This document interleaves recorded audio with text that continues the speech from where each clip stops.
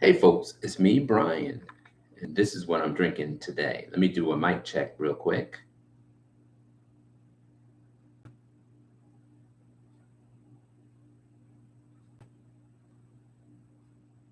Mic check. Check one, check two. Mic check. Check one, check two. Check one, check All right. So I'm hearing the echo because I just tuned to myself. Let's get into what I'm having today on a Cocktail Wednesday. I'm having a rusty nail, which I've had before. So this is not anything new. But what I'm trying to do today is I'm trying to get rid of a dreadful scotch that I picked up from Snyder's in DC a couple months back. Now, I went to Snyder's and I talked with one of the employees there who was really, really nice. He's really, really nice. He gave me some recommendations of some scotches, some brands I've never heard of before, some that were actually produced in the United States. And they were pretty pricey. And I said to him, listen, I get my pricey stuff with scotches. I get my Balvenie, I get my Macallans. Uh, I need something economical. I just want to try something new. So, bam, he gives me this. He gives me this Glenmorangie. It's a 14-year port cask finish. It's called the Quinta uh, Ruban, and it was pretty economical based compared to some of the other things that I get. So I said, fine, I'll try it out. Well, this stuff is dreadful. This stuff is awful. It tastes like rubbing alcohol. It smells like rubbing alcohol. So there's only one thing left to do with it. Instead of torturing myself and sipping on it every now and then, just trying to get rid of it, I'm gonna mix it, folks. So today I'm having a rusty nail. If you don't know how to make a rusty nail, it's pretty easy. Two ingredients: scotch and drambuie, which is a liqueur made out of scotch, and it's about 2 parts scotch, 1 part drambuie, which is really, really sweet. So you got to be careful how much drambuie you put in it. Some recipes actually call for a 4-to-1 ratio with scotch to drambuie, but I'm going to do 2-to-1, and I'm going to crack this open and make myself a little cocktail here while I'm live on a Wednesday afternoon. So, folks, I have my glass and I have a circular cube, not a really great looking one, but circular nonetheless. And I'm gonna go about 2 parts dreadful scotch and 1 part drambuie, which is a wonderful liqueur. It's not many things you can make with it, but you can make a rusty nail. All right, that seems about right. Now you garnish it with some lemon slices or lemon peel, whatever. I'm not going to do all that, folks. Schlenk va.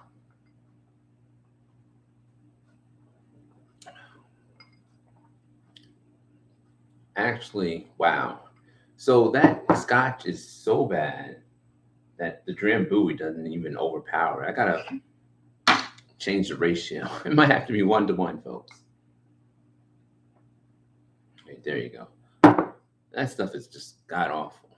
Well, it made me go and get some more scotch. So I kind of spoke upon this yesterday. I got this Bibulous right here. Here's the container it came in. So this is a brand that I've gotten before. Not this particular entry in their lineup. And this Abuna, I don't know if I'm saying it right, means the original. And the label says that it means the original in Gaelic because we make every bottle as we would have done 100 years ago in batches with no chill filtering. So evidently that must be a good thing. not to do chill filtering. No chill filtering is a good thing. The look is deep, rich amber. The aroma is spiced praline and spiced orange. The taste is full with black cherries, ginger, and dark chocolate. The finish is long and balanced with a touch of oak. The deed is in the tasting. So I've had a dram or two of this, and it is pretty good. It's worth it. Not economical, but it is worth it. Much better than this business, this Glenmorangie. So I'll never get this again. And I'm just trying to get rid of it at this point. This is a Highland Scotch. This is a Space Eye Scotch. And most of the scotches that I like are Space Eye. It's unfortunate that this was so bad because you can get some economical scotches out there. The Glenlivets of the world are pretty economical and taste good. This tastes like rubbing alcohol. It's even that Drambuie didn't help out, so I had to put some more Drambuie in it.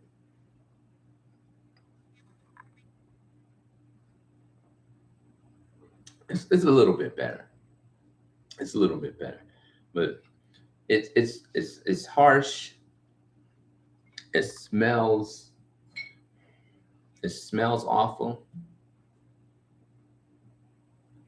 Now the label says that it's finished in both rum and oak caskets. Where's my glasses here? Yeah, it's a port cask. I said rum. No, it's finished in oak and ruby port casks. It's a port cask finish. It's 14 years. So it's aged in American oak bourbon casks at first and then finished in ruby port cask. Now, there's a Balvenie, which is aged in oak and port cask. That's pretty good. I had it for Chris. I bought it for Christmas for myself. That's pretty good. This is distilled in Scotland and crafted by the 16 Men of Tyne, whoever those folks are. Maybe they need 17 or maybe 18 or some help or switch out those 16 for some other ones because this is not good. It says a bold and velvety finish. It's not. It's pretty watery.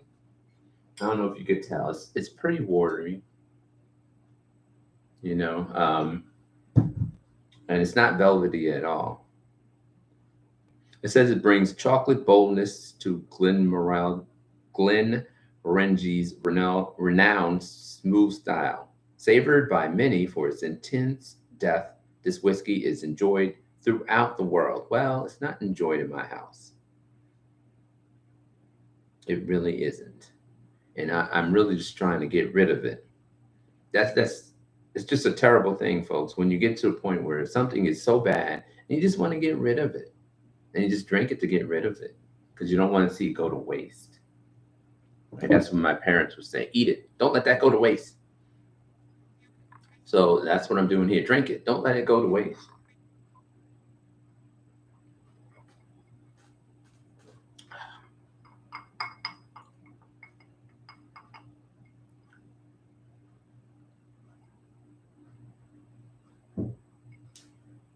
But if you mix it, and when it comes to Scotch cocktails, there aren't many that you can make. I mean, my very first video I made was a Scotch cocktail. It was not good. So, when it comes to Scotch, there's not much you can mix it with to make a good cocktail. You have to drink it neat, drink it on the rocks, or drink it with little bit of water, like some people like to do. But yeah, mixing it with mixers it isn't good. Oh, we have our participant. So this is what I'm having here. Made myself a rusty nail out of this Glenmorangie Scotch and Drambuie. The core here. And I was just explaining, oh, they're gone that quickly. I was just explaining that That is terrible. This is terrible. But this Drambuie is good. The Drambuie comes from the Isle of Skye liqueur. It's a unique blend of aged Scotch whiskey, heather, honey, whatever that is, and herbs and spices. It's produced and bottled in mainland Scotland. It's 40% alcohol by volume. And this is 46. So you getting this packs a punch. You drink them together. I mean, I have some ice here, but it does pack a punch. But what's even more potent is this. So I kind of talked about this a little bit yesterday. This is actually Cask Strength. It's 61.5% alcohol by volume. Now that is powerful, folks. It's also matured in Spanish Oloroso sherry butts. And the Balvenie that I drink comes from sherry, Oloroso sherry butts also. So that's a common thing that I like amongst my scotches. Oaks, I think the Macallan is aged in oak. You can get a good taste from the oak also, but the sherry brings out some wonderful flavors. But I won't be mixing this. I'll have this just straight up because I think it's a travesty to mix something this good because I've had it before. I've had a couple of drams. It's a travesty to mix this with anything. This requires mixing because it's just that awful. It's just that awful. So let me read the back of the Drambuie label. Oh my goodness, it is so small. In 1745, Donnie Prince Charlie landed on the west coast of Scotland. Driven by fiery ambition, he was intent on reclaiming the throne of his ancestors, rallying many to his cause. Despite early victories, they were decisively defeated at the Battle of Culloden, and Charlie escaped to the Isle of Skye under the protection of the McKinnon clan. By way of thanks, he gifted them the only possession he had left, the recipe to his personal liqueur. They called it Drambuie after the Gaelic, and Dram Bolek, which means the drink that satisfies. So Drambuie means the drink that satisfies. Well, it is satisfying. Definitely is satisfying. And you know what? You can mix this with apple cider. So I had that in the winter of 2020. I would have a hot apple toddy. So you take apple cider, you warm it up, and you add Drambuie. There were many a nights where I had that hot apple toddy, and the next thing I remember, I was waking up the next morning. It can put you out, put you to sleep just like that. It's like warm milk for a child. That's the equivalent of warm milk for a child is a hot apple toddy. Hot apple cider and Drambuie. It's a wonderful drink. So this also says, after 100 years as a local secret, production started on mainland Scotland, and as Drambuie's fame spread, it was soon being poured in the finest bars around the world. Today, the legend lives on, embodied in classic cocktails like the Rusty Nail and the Drambuie Collins. So I'm assuming the Drambuie Collins has lemon and gin in it, like a Tom Collins. So let me look that up. Drambuie Collins. So Drambuie Collins has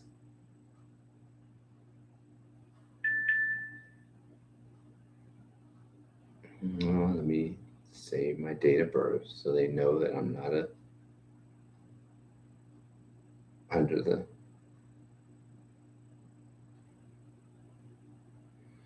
drinking age. All right.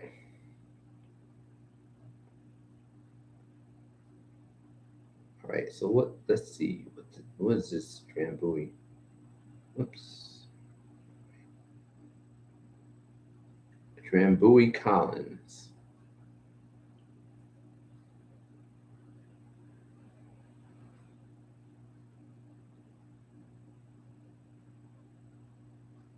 So Drambuie Collins has Drambuie, lemon, like I expected, soda water, and mint. Okay, they call it a Collins, I guess, because it has lemon in the sparkling water. But a Tom Collins has the gin. I think I should know this. I had it before, right? I should know this. Yeah, Tom Collins has a gin. Now I'm not the biggest fan of Tom Collins. It's I'd rather just drink my gin straight. But the whole point of Collins is combine it with like lemon juice and sparkling water.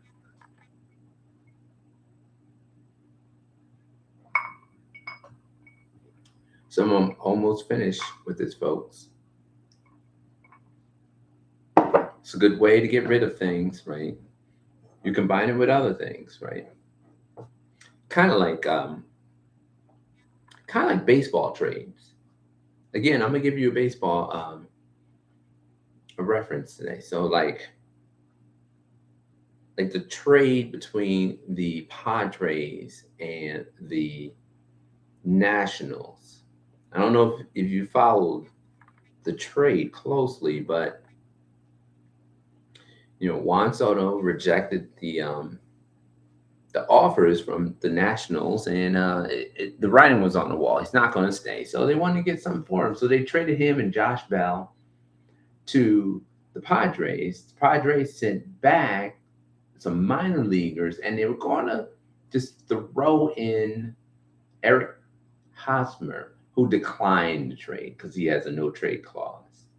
So it ended up being Luke Vogt, who used to be a Yankee and a Cardinal. But anyway, you know some things you just gotta throw in just to get rid of them. So like in this case, I'm sorry, Luke Vogt, because I really like you. And I was impressed by your massive upper body opening day in 2020 when you came out with the Yankees. Very impressive. Um, it was just kind of like a throw in. Like to get this trade done, we just have to throw in somebody. So I mean, like to get this done, to get this, you know, to get rid of this, you got to throw in something else, of good value, Drambuie. So that's what I'm saying. Luke Vogt, you're of good value. They threw you in to complete the deal. I'm sorry you had to go from a team that was competitive to like a bad team, but you know what? You still getting a major league salary. I'm sorry you had to uproot your family though. That was bad. That was bad. But it's better than getting fired. It's Better than getting fired. You move into a different department. But better than getting fired.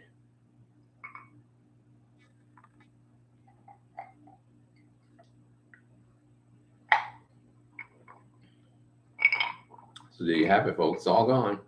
Rusty nail. 2 parts Scotch, 1 part Drambuie, which has a story about some prince escaping and giving the recipe for the rest of the world. And little did he know that he was creating a rusty nail in the meantime. So before I end this video, I am going to pour myself a dram. They have shot glasses here. I wonder if they have dram glasses over in Scotland. I'm going to pour myself a dram of this Abuna, which is so much better than that Glenmorangie.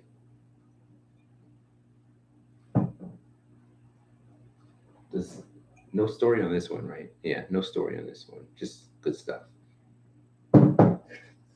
No story on it. Well, they do say we handpick Spanish sherry casks, filling them with whiskey for the first time. This means their intense flavors, spelled FLAVOURS, infuse Ambuna as the years pass. So Aberlour is the actual village.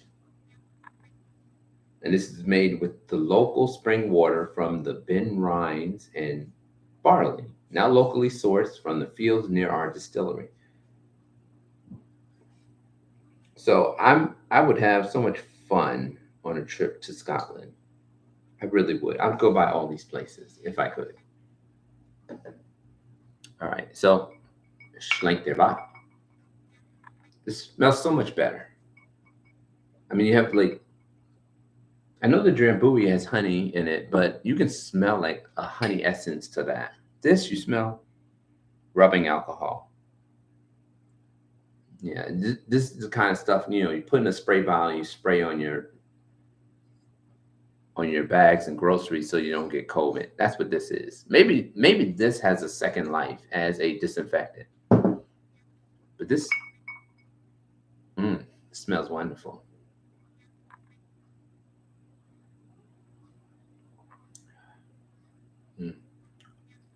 Yeah, it has a spiciness. The honey you can taste. I do taste the a little bit of chocolate. Now it does say something about chocolate here. I don't taste black cherries. A little bit of ginger, but dark chocolate. I do taste the chocolate a little bit. I do taste the chocolate a little bit.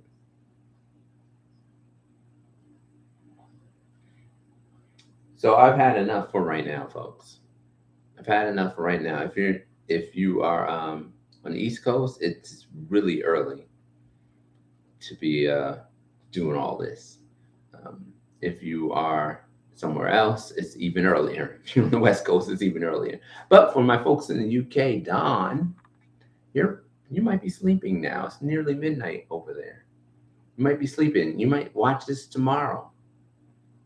And I said, you know, I was going to come down your street and have myself a scotch. And I did. So when you see this, give a shout out, if you will. I appreciate the support. So I'm going to call it a video, folks. I hope you enjoyed it. Stay safe, stay sane, and until next time, folks.